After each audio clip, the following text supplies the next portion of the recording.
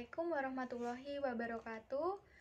Pada video kali ini saya Lova Julia Putri, NPM 20220009 akan menyampaikan materi mengenai perubahan kurikulum di Indonesia pada masa awal kemerdekaan hingga saat ini, beserta faktor dan juga karakteristik di setiap kurikulum. Video ini dibuat guna memenuhi tugas pada mata kuliah kurikulum dan buku teks sejarah yang diampu oleh Bapak Bahtiar Ahwan, MPD. Sejarah perkembangan kurikulum di Indonesia. Kurikulum di Indonesia setelah Indonesia merdeka pada tahun 1945 telah mengalami 9 kali perubahan, diantaranya adalah pada tahun 1947, 1952, 1964, 1968, 1975, 1975, 1984, 1994, 2004, 2006, dan juga 2013. Yang pertama pada masa Orde Lama, yaitu pada tahun 1945 sampai dengan 1965. Kurikulum 1947, Rencana Pelajaran 1947. Pada masa kemerdekaan muncul kurikulum yang namanya yaitu Kurikulum 1947. Istilah yang digunakan dalam bahasa Belanda disebut Leerplan, artinya rencana pelajaran, dan istilah kurikulum dalam bahasa Inggris kurang familiar di kalangan masyarakat kepentingan nasional. Dapat dipahami bahwa sistem pendidikan kolonial dikenal dengan sistem yang sangat diskriminatif. Sifat bersifat politisi adalah salah satu ciri kurikulum 1947, karena pada awalnya berkiblat pendidikan Belanda yang dirubah untuk anak timur asing dan anak pribumi. Golongan pribumi dibagi menjadi golongan strata sosial bawah dan priai. Pelaksanaan kurikulum 1947 tidak menekankan pada aspek kognitif, namun hanya mengutamakan pendidikan karakter seperti membangun rasa nasionalisme. Struktur program dalam Rencana Pelajaran 1947 dibagi menjadi dua bagian, yaitu struktur program menggunakan bahasa daerah dan bahasa Indonesia. Rencana Pelajaran 1947 bersifat terpisah-pisah, atau dalam konteks kurikulum disebut dengan separated kurikulum. Ciri kurikulum 1947 yang pertama yaitu sifat kurikulum mata pelajaran yang terpisah. Yang kedua, dalam jenjang pendidikan memiliki jumlah mata pelajaran yang berbeda. Berdasarkan ciri tersebut dapat dipahami bahwa konsep kurikulum Rencana Pelajaran 1947 masih bersifat sederhana, yaitu hanya sebagai rencana pembelajaran yang akan dilaksanakan atau diimplementasikan dalam pembelajaran di kelas. Dengan demikian bahwa kurikulum belum mencakup seluruh pengalaman yang akan diperoleh peserta didik baik dalam kelas maupun luar kelas. Yang kedua yaitu kurikulum 1952 atau Rencana Pelajaran Terurai 1952. Pada tahun 1952 dilakukan perbaikan pada kurikulum di Indonesia yang kemudian dikenal dengan kurikulum 1952. Kurikulum ini lebih memerinci setiap mata pelajaran yang kemudian diberi nama Rencana Pelajaran Terurai 1952 dan belum menggunakan istilah kurikulum. Kerangka kurikulum 1952 ini relatif sama dengan kurikulum 1947. Namun demikian, sistem pendidikan nasional sudah menjadi tujuan kurikulum ini. Undang-Undang Nomor 4 Tahun 1950 tentang Dasar-Dasar Pendidikan dan Pengajaran di Sekolah mempengaruhi munculnya kurikulum 1950 ini. Bagaimana cara hidup yang baik sangat penting untuk dihubungkan dengan karakter yang menjadi pintu tujuan sebuah perbaikan kurikulum. Dan kehidupan nyata di masyarakat atau tematik menjadi hal yang paling menonjol dan sekaligus menjadi ciri khas kurikulum 1952 ini. Dalam konteks Rencana Pelajaran Terurai 1952, mata pelajaran diklasifikasikan dalam 5 kelompok bidang studi, yaitu 1. Moral, 2. Kecerdasan, 3. Emosionalistik, atau artistik, 4 keterampilan, dan 5 jasmani. Selanjutnya, kurikulum 1964, Rencana Pendidikan 1964. Kurikulum di Indonesia pada tahun 1964 mengalami penyempurnaan kembali. Konsep pembelajaran aktif, kreatif, dan produktif menjadi isu-isu yang dikembangkan pada Rencana Pendidikan 1964. Konsep tersebut mewajibkan setiap sekolah membimbing anak agar mampu memikirkan sendiri pemecah masalah mereka atau problem solving terhadap berbagai masalah yang ada.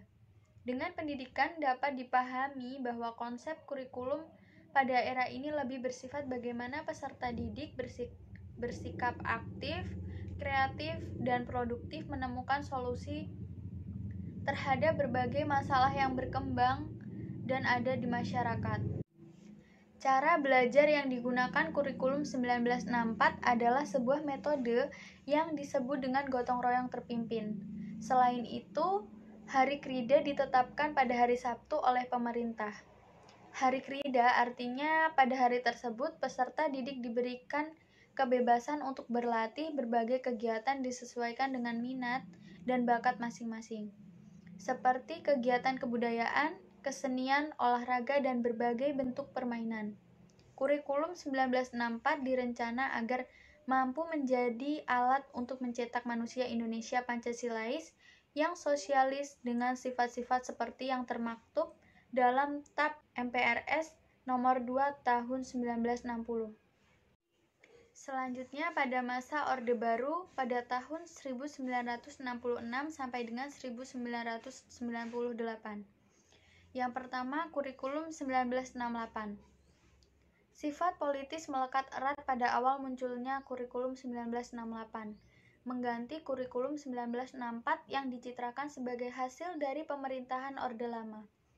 Jika dilihat dari aspek tujuannya, upaya untuk meningkatkan rasa cinta tanah air, kuat dan sehat jasmani, mempertinggi kecerdasan dan keterampilan jasmani, moral, budi pekerti, dan keyakinan beragama lebih ditekankan pada kurikulum 1968. Perubahan dari Pancawardhana menjadi pembinaan jiwa Pancasila terjadi pada kurikulum 1968. Undang-Undang Dasar 1945 menjadi kiblat dalam penerapan kurikulum ini secara murni dan konsekuen. Jumlah dari keseluruhan mata pelajaran pada kurikulum 1968 berjumlah 9 mata pelajaran. Pelajaran di kurikulum ini bersifat teoretis, tidak mengaitkan dengan permasalahan nyata yang terjadi di lapangan.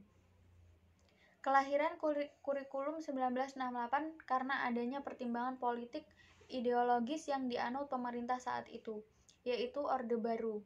Korelasi subjek kurikulum menjadi ciri khas struktur kurikulum 1968.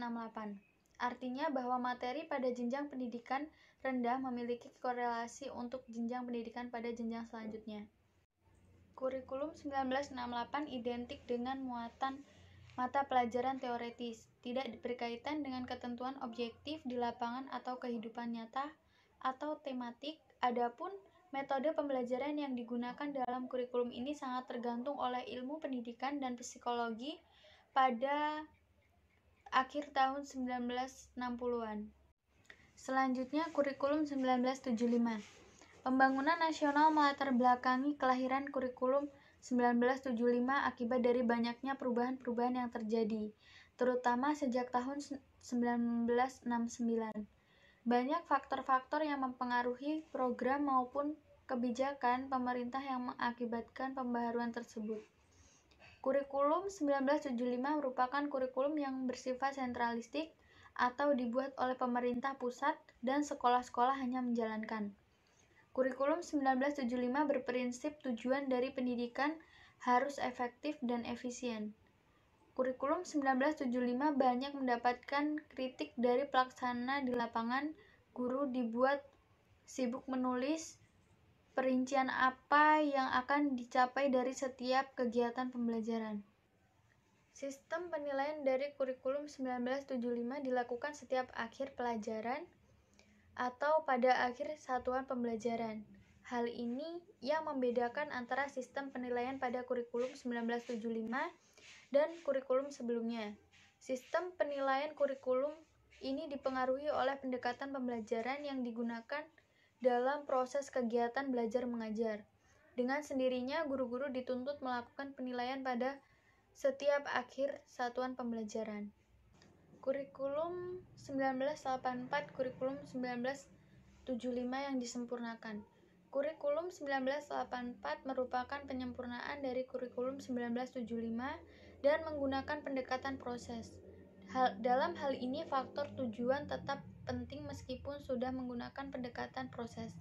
Kurikulum ini juga sering disebut kurikulum 1975 yang disempurnakan. Subjek belajarnya adalah siswa. Model seperti ini yang dinamakan active learning karena siswa yang akan selalu aktif dalam pembelajaran.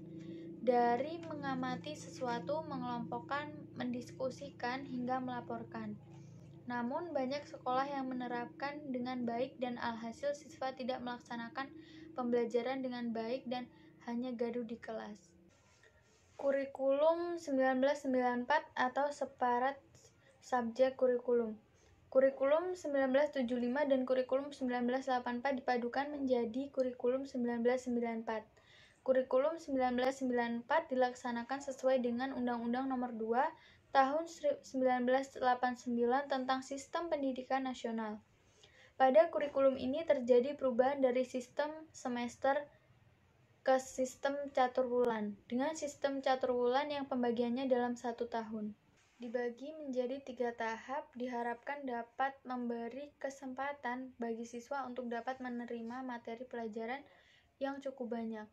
Tujuan pengajaran kurikulum ini yaitu lebih berorientasi pada materi pelajaran dan keterampilan menyelesaikan soal dan pemecahan masalah. Tujuan dan proses kurang berhasil dipadukan. Muatan nasional dan muatan lokal sangat banyak porsinya. Materi muatan lokal disesuaikan dengan kebutuhan daerah masing-masing. Misalnya bahasa daerah, kesenian daerah, keterampilan daerah, dan lain-lain. Berbagai kepentingan kelompok-kelompok masyarakat juga mendesak agar isu-isu tertentu masuk dalam kurikulum. Akhirnya, kurikulum 1994 menjadi kurikulum yang super padat dan hasilnya juga kurang bagus. Selanjutnya, masa reformasi pada tahun 1999 sampai dengan sekarang. Yang pertama, kurikulum 2004 atau KBK, kurikulum berbasis kompetensi. Kurikulum berbasis kompetensi atau KBK adalah suatu konsep pendekatan strategi kurikulum yang menekankan pada penguasaan berbagai kompetensi tertentu. Peserta didik tidak hanya menguasai pengetahuan dan pemahaman, tetapi juga keterampilan, sikap, minat, motivasi, dan nilai-nilai agar dapat melakukan sesuatu dengan penuh tanggung jawab. Ciri-ciri kurikulum berbasis kompetensi. Yang pertama yaitu memperhatikan apa yang sah diperoleh siswa selama dilaksanakan KBM. Yang kedua, hasil akhir dari sebuah pembelajaran adalah anak mempunyai agama dan keterampilan. Yang ketiga, metode pembelajarannya bermacam-macam. Yang keempat, sumber belajar tidak hanya mengandalkan guru, namun dari segala sesuatu yang mengandung edukasi. Yang kelima, penilaian berdasarkan proses yang dilalui siswa dan hasilnya. Kurikulum 2006 atau KTSP, kurikulum tingkat satuan pendidikan. Salah satu rujukan dalam pengembangan kurikulum di Indonesia adalah kurikulum KTSP. Pencapaian kompetensi adalah orientasi dari KTSP. Maka dari itu KTSP sering disebut dengan KBK yang disempurnakan. Unsur standar kompetensi dan kompetensi dasar yang melekat pada KBK serta adanya prinsip yang sama dengan pengelolaan kurikulum yakni yang disebut dengan kurikulum berbasis sekolah atau KBS. KTSP mempunyai karakteristik yang sama dengan KBK yaitu guru bebas untuk melakukan perubahan, revisi, dan penambahan dari standar yang sudah dibuat pemerintah. Mulai dari tujuan, visi misi, struktur, dan muatan kurikulum, beban belajar, kalender pendidikan, sampai dengan pengembangan silabus. Badan Standar Nasional Pendidikan atau BSNP telah membuat standar kompetensi dan kompetensi dasar yang diturunkan dari standar kompetensi lulusan atau SKL yang dijadikan rujukan harus dari kompetensi inti dan standar kelulusan, sedangkan yang menjadi prinsip pengembangan adalah KBS yang dirancang untuk memberdayakan daerah dan sekolah dalam merencanakan, melaksanakan, dan mengelola serta menilai proses dan hasil pembelajaran sesuai dengan daerahnya masing-masing. KTSP lahir dari semangat dari daerah-daerah bahwasanya pendidikan tidak hanya menjadi tanggung jawab pemerintah pusat saja, melainkan juga menjadi tanggung jawab pemerintah daerah. Oleh sebab itu, dilihat dari pola atau model kurikulum pengembangannya, KTSP merupakan salah satu model kurikulum bersifat desentralisasi. Selanjutnya, kurikulum 2013. Kurikulum KTSP dianggap belum sempurna dan masih banyak kekurangan. Apalagi saat ini adalah era digital yang apa-apa bisa dilakukan dengan teknologi, maka KTSP harus segera dirubah menjadi kurikulum 2013. Berkembangnya teknologi adalah salah satu alasan yang relevan untuk menyempurnakan sebuah kurikulum. Sejarah pergantian dan perubahan kurikulum tidak terlepas dari sejarah yang menaunginya. Sejarah yang melatar belakangi lahirnya kurikulum KTSP merupakan bentuk implementasi Undang-Undang Nomor 20 Tahun 2003 tentang Sistem Pendidikan Nasional. Substansi kurikulum ini adalah Peraturan Pemerintah Nomor 19 Tahun 2005. Tapi isi dan arah pengembangan pembelajaran masih memiliki keberhasilan karakteristik dalam paket kompetensi yang ada pada KTSP yang memiliki kesamaan juga dengan karakteristik kurikulum KBK. Berkaitan dengan pengembangan kurikulum 2013 lebih menekankan pada pendidikan karakter, dengan harapan melahirkan insan yang produktif, kreatif, inovatif, dan berkarakter, meningkatkan proses dan hasil belajar yang diarahkan kepada pembentukan budi pekerti dan peserta didik yang berakhlak mulia, sesuai dengan standar kompetensi lulusan pada setiap satuan pendidikan adalah tujuan pendidikan karakter pada kurikulum 2013.